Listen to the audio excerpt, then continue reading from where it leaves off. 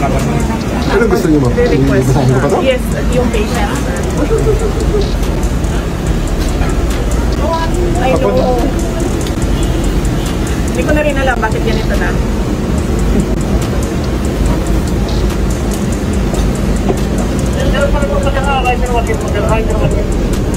So may assisting physician? Ay, gusto na rin.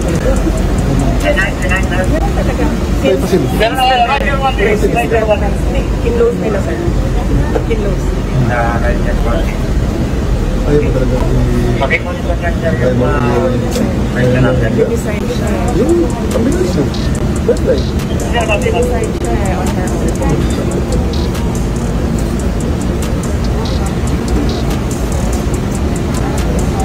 Pwede mo kami mag-request ng cameras.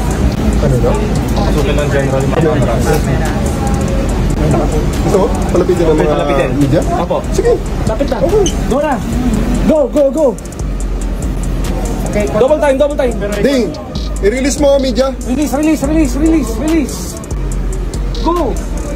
Go na, sabi ni General. Lapit na. Si General lang nagsabi.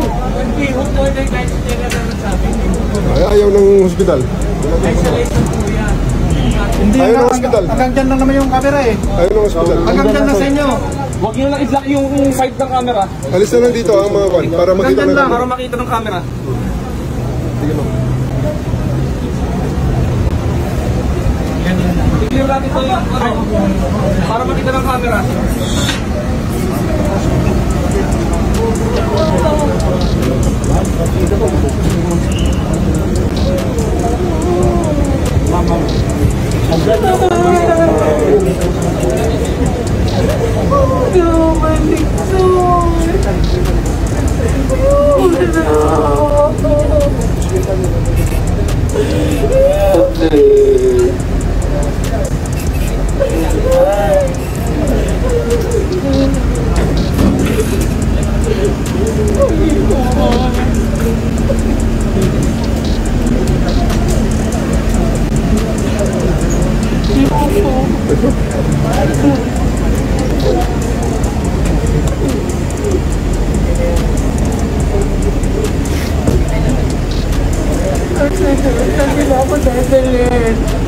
Veterans lang.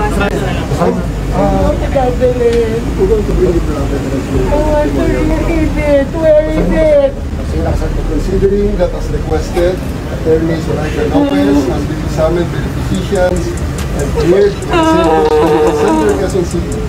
You are directed to transfer Attorney Lopez to the Veterans Memorial Medical Center, Quezon City. Sinong kasama ko doon? Ma'am, si VP, and anybody of your choice. May text tayo galing kay SILG Rimulya. Ma'am, may sabi ni SILG Rimulya. Yan din ang sabi niyo, tapos kinuha niyo ako kanina, dadalhin niyo ako sa correctional. Ma'am, hindi ma'am, tapos na yun. Totoo. To General Nick Torre from SILG John Vic Rimulya, transfer of Attorney Soraika Lopez to Veterans Memorial Center.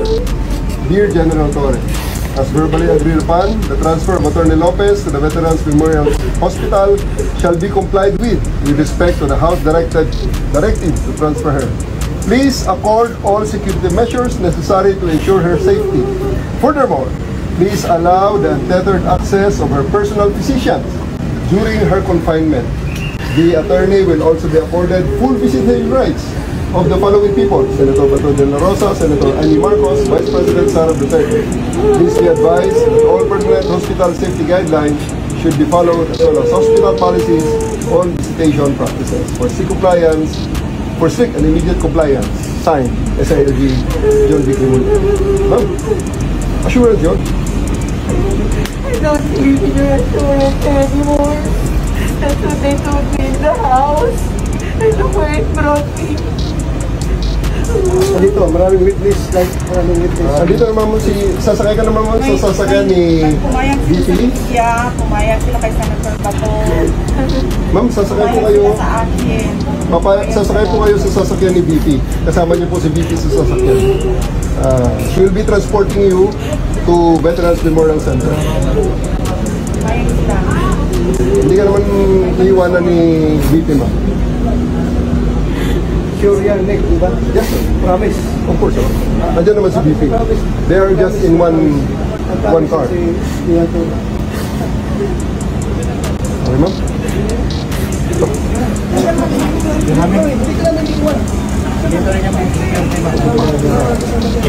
Padaan mo na, padaan na. Bibigyan nyo ng magandang ano dyan. Padaan na, padaan na. Bibigyan ng ay, alala yun dyan. BP, baka ma'am. Paano, ma'am? Paano?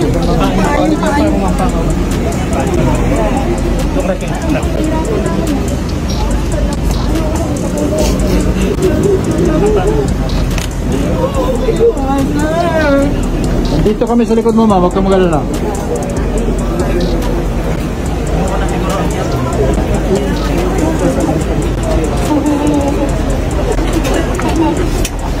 Muna ako ha.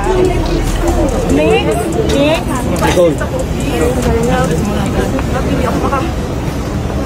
Salamat eh.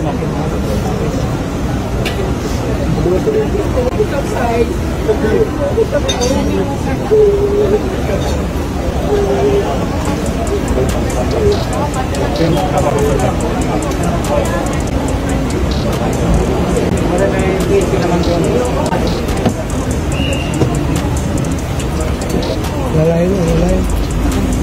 Tira.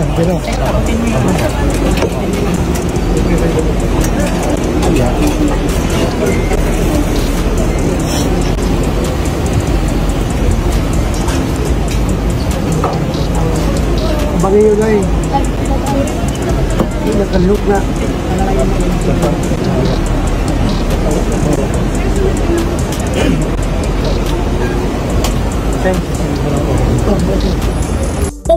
Ang ina ninyong lahat. Martin Romualdez, Lisa Marcos, Bongbong Marcos.